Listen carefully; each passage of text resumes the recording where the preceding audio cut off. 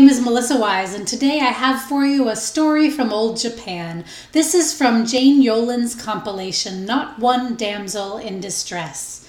Just another girl in need of rescue? Oh no, this is the Samurai Maiden.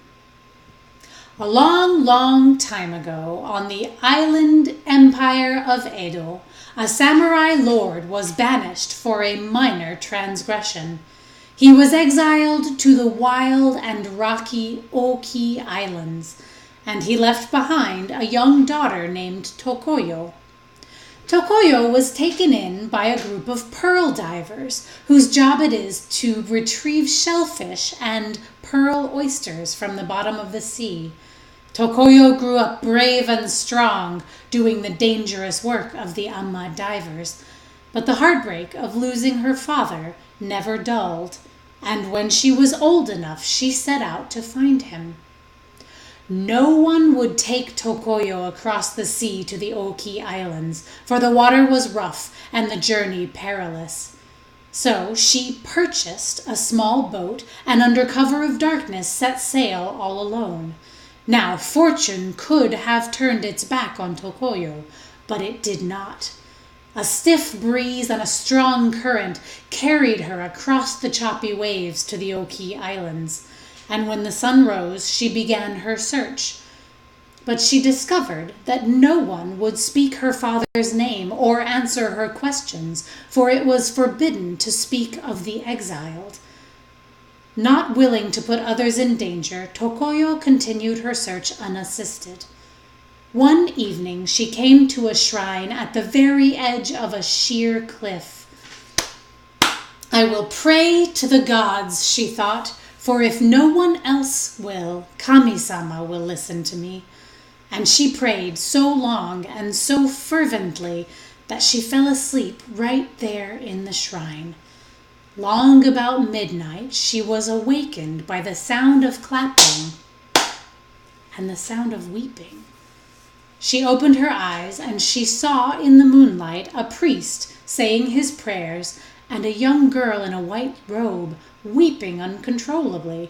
She watched as the priest led the girl to the edge of the cliff, and it looked as if he would push her off. Tokoyo leapt to her feet and caught the girl before she could fall. I see by your actions that you are a stranger to this island, sighed the priest. What on earth could excuse this? Cried Tokoyo, and the priest explained, this island and its inhabitants are cursed by the sea serpent Yofune Nushi. He requires that we send him one young girl every year on this day, and if we do not, he will cause great storms and kill us all. Tokoyo squared her shoulders and said, I will take her place. I am the daughter of the great Oribe Shima, and though I cannot find him, I will do what he would have and sacrifice myself that others may live free. She turned and said another prayer to Kami-sama, asking for strength and courage. You see, she did not intend to go quietly into the black waters. Oh no, she planned to defeat Yofune Nushi and free the village and its daughters forever. She clenched her dagger between her teeth and dove into the churning waves. Down and down and down she sliced through the water until she reached a cave at the bottom of the sea. She peered inside, and finding nothing, turned back, only to discover a huge, scaly beast with 100 feet and 1,000 sharp teeth.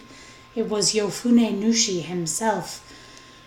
Without stopping to think, she plunged her dagger into his eye. The fiend thrashed and twisted in his agony, pulling Tokoyo with him.